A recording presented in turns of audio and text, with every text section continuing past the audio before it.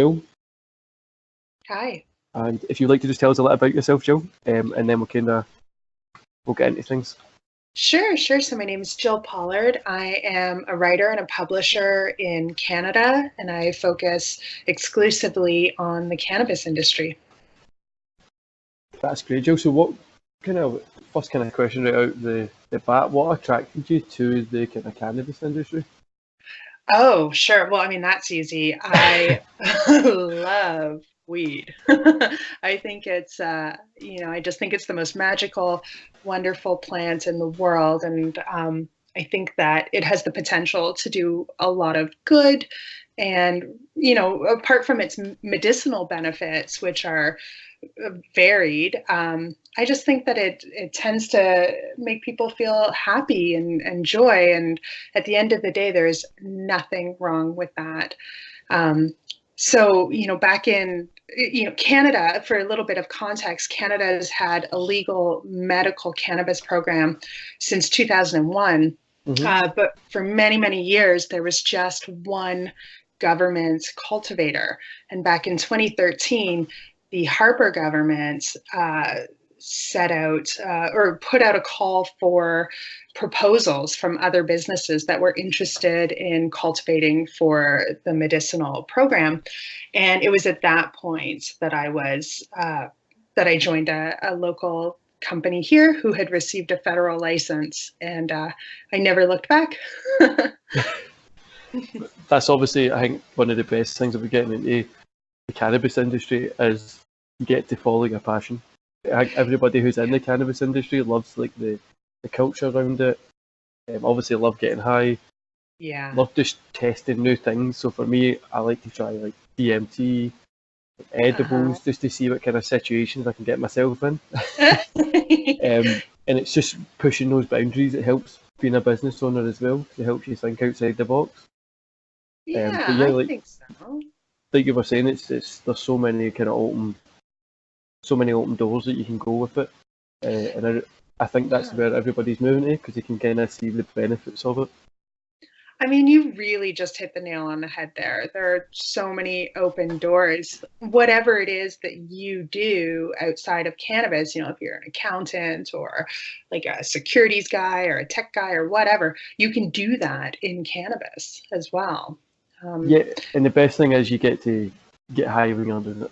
You get to relax. It helps with sports injuries, everything that you can think of. It kind of helps, and we're only kind of hitting the nail on the head because of obviously the ban on it for so long, finding out how good it can be. And in Canada, is it completely legal now? Like, just happy to. Oh yeah, like across the entire country, if you are, okay, well, hang on a sec. If you're over the age of 18, you can have like up to 30 grams on your person at any time. You can give up to 30 grams to another adult. Every household can grow up to 4 plants. Now, bear in mind that each province has like I'm sort of another layer of rules on top of that. So some provinces might say, well, you have to be 19 to consume here. Yeah. And some provinces might say, yeah, you can grow cannabis in your garden, but it can't be visible from the street. So there are little things like that. But in general, everybody over the age of 18 in Canada, it can now access cannabis legally. We have stores, we have like storefronts, retail brick and mortars. We have, each province has not every province, but most provinces have their own provincial websites that sell cannabis. Yeah. It's wonderful. It's a wonderful new world. Yeah, I just wish it was like that here. I wish it was like that everywhere. So for where I spend most of my time in Scotland, it's weird. It's obviously against the law here, but it's like at the discretion of the police. Right. So it depends if you get somebody in a good mood or a bad mood that day. Yeah. So if you get a policeman that's in a bad mood, which depends if it's rainy outside, they can take you to straight away, take you to like get you in a court, give you a fine, depending on whatever happens. But you can buy everything to grow it, and you're technically not allowed to grow it, but you can start the process of growing it. So I think it's up to just before it starts to sprout, you're allowed to grow it. So Yeah. you can buy the seeds, you can buy everything, but you just can't buy them and put them together, which makes no sense at all. Oh, But that's super weird. Like you I can said, legally buy seeds, but yeah, you yeah, we just can. There's a shop. plant. We have a shop not too far from where I stay. They sell. You can go in and buy seeds. You can go in and buy bongs, rolling papers, everything that you want. You just can't buy the one. Like you can't buy the main product. You can actually buy CBD Yeah. highs, but you can't buy THC. So it's so confusing. Yeah, I um, know. Well, I mean, oh, so so I live in British Columbia, so I don't know if your listeners are familiar with it, but we have a little bit of a reputation here for BC Bud and kind of a very relaxed, I guess, hippie kind of attitude. And so it's been like that for many years, just as you described, where police officers would sort of turn away or turn the other cheek if they were in a good mood, you know. yeah, I've been up to Canada a few times. It's always been quite relaxed. Yeah, it's pretty mellow. To say the least. But it like I think everywhere's just kind of starting to realise, especially with the taxation benefits for any government, it's just silly to turn that away Oh, it's because it's something that ridiculous. you can do at any time. You don't have to be. It's like alcohol. If you're training for any sort of sport, you kind of have to stop alcohol, but you don't Mhm. really have to stop ingesting THC or anything in any way because it helps with recovery.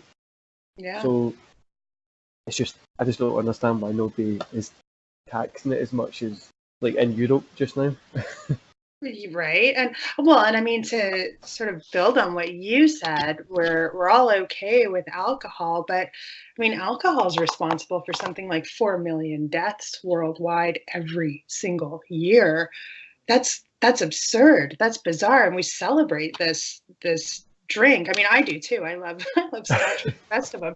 But I'm fully aware that if I drink an entire bottle, I'm going to be super, super sick. But if I smoke a lot of weed, like I don't know, maybe I'll be a little dozy the next day. Probably not though. Yeah, it's true that if you drink a whole bottle of whiskey, you will the next day is pretty much a write off. All you're Oh fit for God, the is next week. I sit ordering some pizza and sitting in bed. Just we call it having the fear, so being really hungover. But if you smoke a lot of weed, you'll pass out, and then you'll Hmm. just wake up the next day like, well, that was a surprise. Yeah.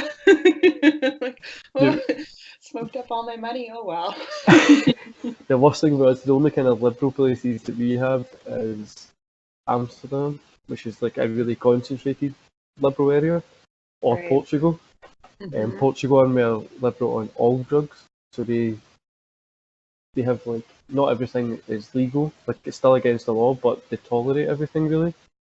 Okay. And it's seen like lots of reductions within heroin use. They had a program for like heroin addicts. They were just like, okay, so here's your heroin, Yeah. and they had like a reduction in it. So people were just kind of like, well, I suppose it's the high. Like now they're finding it the illegal substance.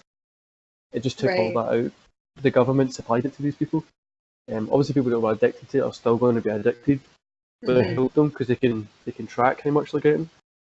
But Right. yeah, Portugal's really leading with that within Europe. But there's outside there, then you've got Amsterdam, which is good, but it's overpriced. I've heard that. Because Yeah. Amsterdam just know that's the only place that well, what 29 other countries around about them can go to Mhm. enjoy any sort of fun. But yeah, Portugal's a really good one. They're leading the way in different kind of things.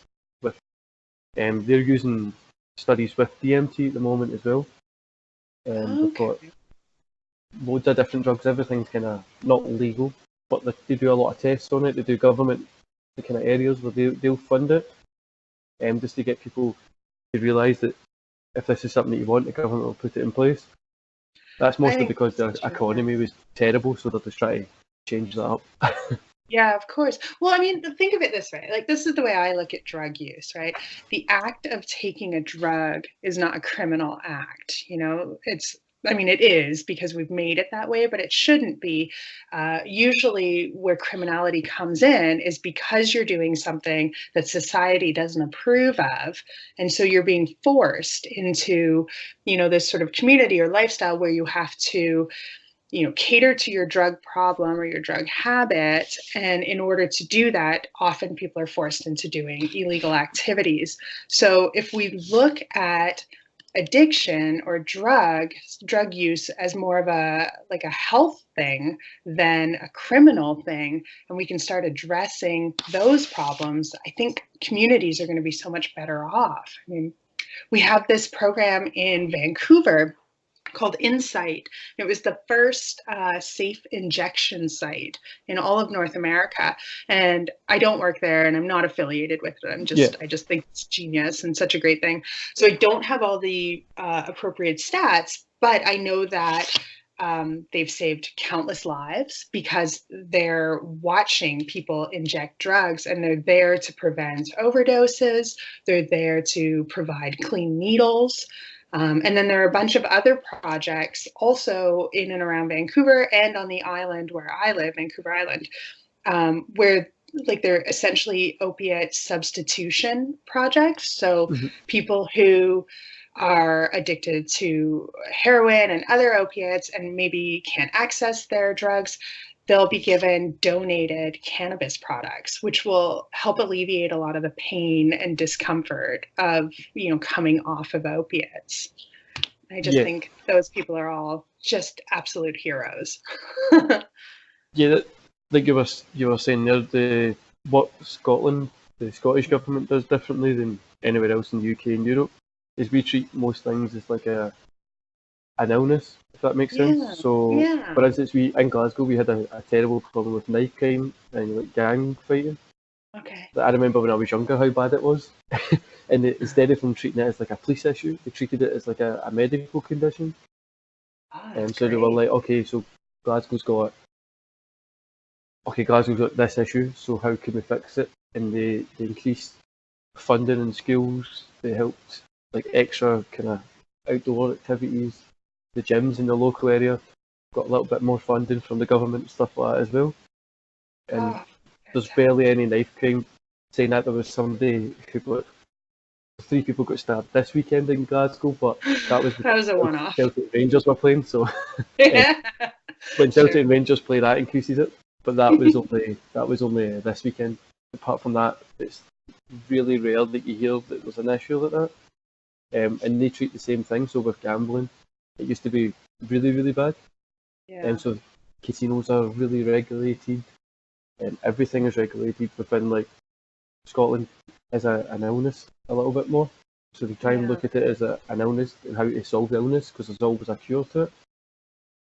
And it helps with understanding different kind of, like, obviously the knife crime one was a good example. Then you've got a lot of alcoholics and a lot of opioid users. It's the same idea. They just try and replace it with something different. But what they do is here they try and replace it with a gym, or they try and replace it with getting them addicted to something else. So healthy addictions. So for me, I teach, because I run a digital marketing agency as well, and I teach, can I go into schools and teach people to not use their phone as much, which is kind of silly because I run a digital marketing agency. You'd think I'd be on your phone every day, buying my customers' products. But the least you want, if you notice, even if you sit on a bus or in an office or at Starbucks, everybody's just sitting with their phone, and it's it's just another addiction. So those people could have been addicted to a certain drug, but it's moved on to their phone, onto social media, or the Instagram life. Oh Lord, yeah, the Instagram life. I think that's really important. I think it's important to sort of re-strategize how we approach issues like this, and coming at it from a place of compassion and love for your community just makes more sense to me, rather than kind of taking this hardline approach that people who are in trouble deserve to be, which is which isn't true. I mean, I don't know anybody with